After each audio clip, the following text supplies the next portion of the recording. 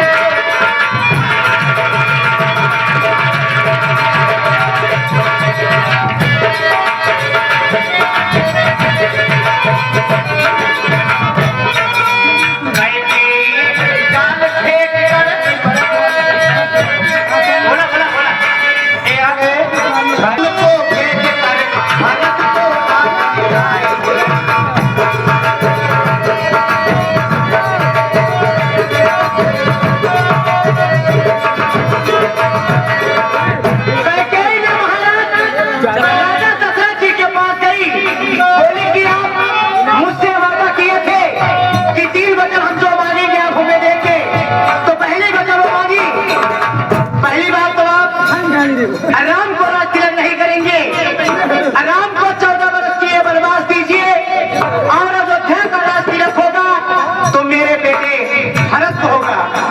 काशी मंथरा जान फेंके कैकेयी के भरमाती हले